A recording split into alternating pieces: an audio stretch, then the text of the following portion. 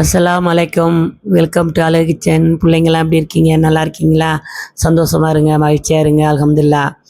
இன்னைக்கு சிறப்பான நோன்பு, அழகான நோன்பு பிறந்திருக்கு. எல்லாரும் நோன்பு வைங்க. முடிஞ்சவங்க அனைத்து பேரும் நோன்பு வைங்கடாமா. எல்லாரும் சந்தோஷமா வைங்க. நோன்பு வரக்குள்ள ஒரு பெருநா மாதிரி தான். அந்த நோன்பு முடியக்குள்ள கொஞ்சம் வருத்தம் வரும் பெருநா முடிஞ்சதோட. அதே போல் என் பாட்டி சொல்லுவாங்க, பெருநா மாரி இருக்குன்னு தலை நோன்புன்னு. அதே போல் அந்த நோன்பு முடியக்குள்ள வருத்தப்பட்டு அழுவாக, என்ன அது நோன்பு போகுதே அப்படின்னு. அப்போ என் பாட்டை சொல்லுவார், உன்னை யாரி நோன்பு வைக்க வேணான்னா 365 நாள் நோன்பு வையன் அப்படின்னுவார். ஆனால் அதுக்கு என் பாட்டி சொல்லுவாங்க, என்னத்தை இருந்தாலும் இந்த ரமலான் நோன்பு மாரி வருமா? ஏன்னா அவ்வளோ சிறப்பான நோன்பு. ஒவ்வொரு தொழுவைக்கும் ஒவ்வொரு குரான் ஓதத்துக்கும் 1000 நன்மை இருக்குது. அது மட்டும் இல்லை, இன்னைக்கு சிறப்பான நோன்பு என்னன்னா, நரகத்தின் கதவு மூடப்பட்டு சொர்க்கத்தின் கதவுகள் திறந்துருக்கும். அது மட்டும் இல்லை, சைத்தானோட கையெல்லாம் போட்டிருப்பாங்க.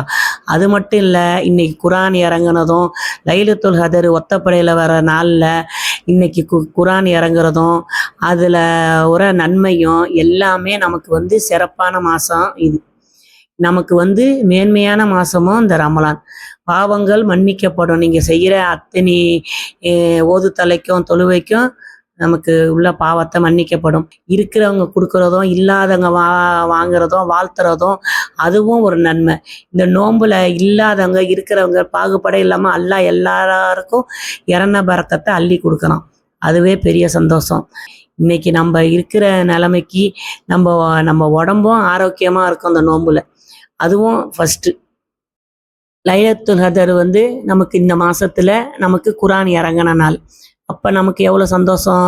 அது மட்டும் இல்லை, நம்ம தராபியா 20 ரக்காயத்தை நம்ம தொழுவுறதும். அப்போ அந்த தராபியா தொழுவ நேரத்தில் ஜேன்னு இருக்கிற ஒரு சந்தோஷம், எல்லாரும் கூட்டத்தோடு தொழுவும் போது இருக்கிற மன சந்தோஷம் எப்படி இருக்கும், அதெல்லாம் அனுபவிக்கிறவங்களுக்கு தான் தெரியும்னு வச்சிங்க. நம்ம அனுபவிச்சிருக்கோம், அதனால அந்த சந்தோஷத்தை சொல்கிறோன்னு வச்சிங்க. இதே என் பாட்டியெல்லாம் 10க்கு ரொட்டி சுடுவாங்க, 15க்கு பாச்சோறு காய்ச்சுவாங்க, 20க்கு சுண்டலை வைப்பாங்க.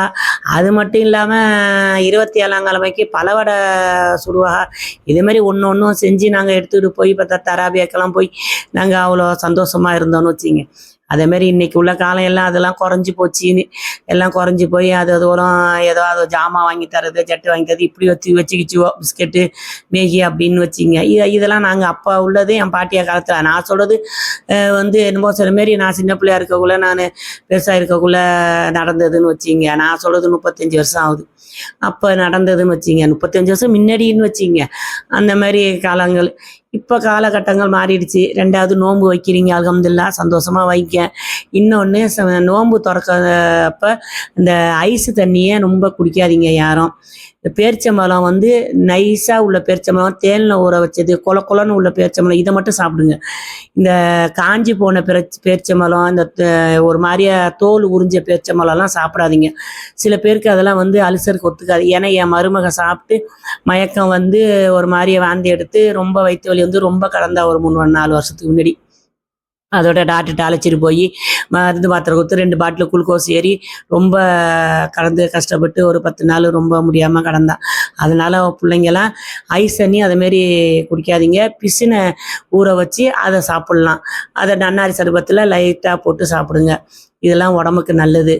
என்ன நான் எப்படி சாப்பிட்ணுமோ அதை அந்த பக்குவப்படி நீங்கள் சாப்பிடுங்க. அல்ஹம்துலில்லாஹ். நோன்பு சிறப்பானது.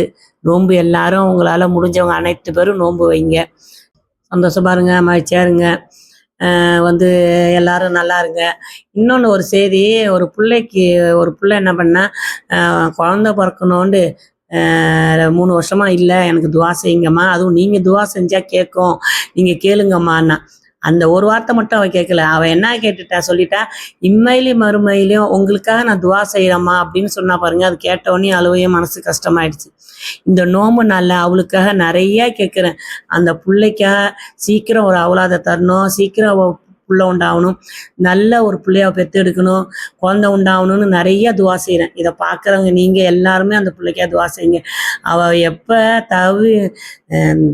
எப்போ ஒரு வாரம் மேலே இருக்கும்னு நினைக்கிறேன். அப்போ தான் அவள் மெசேஜ் அனுப்பியிருக்கா. நான் கவனிக்கவே இல்லை, கண் ஆப்ரேஷனில். இப்போ தான் நான் பார்த்தேன் முந்தா நாள். அதை பார்த்த உடனே எனக்கு மனசு கஷ்டமாயிடுச்சு. உடனே மெசேஜை போட்டுட்டேன். இருந்தாலும் அதை பார்த்த உடனே எனக்கு மனசு ரொம்ப இதாக இருந்துச்சு. அதோட தான் வந்து அந்த பிள்ளைக்கு சொல்கிறேன், அந்த பிள்ளையும் பார்க்கட்டும். அம்மாடி தஹஜ்ஜுத் தொழுவுங்க, அல்லாட்ட கேளுங்க. 20 நோன்புலேருந்து தஹஜ்ஜுத் தொழுவ நோன்புல ஆரம்பிச்சிருவாங்க. அதுலேயும் நீங்கள் கேளுங்க. அதோட சேர்ந்து அல்ஹம்துலில்லாஹ் அதோட சேர்ந்து 48 நாள் தொழுதுருங்க. தொழுதுட்டீங்கன்னா அல்லாஹ் வந்து நீங்கள் கேட்டதை உடனே தர கை மேலே பலன் உள்ளதாக தருவான். அதனால் அதையும் பாருமா, அந்த வீடியோவும் பார்த்துட்டு அதுமாரி தொழுவு. உனக்கு நான் துவா செய்கிறேன், எல்லாரும் செய்வாங்க செல்லங்களா. நல்லா இருங்க, சீக்கிரமாக உனக்கு நல்ல விதமாக குழந்தை உண்டாவ. நீ சந்தோஷமாக இருப்பம்மா, நீ சந்தோஷமாக இருப்ப, கவலைப்படாத. நல்லா இருங்க. அஸ்ஸலாமு அலைக்கும்.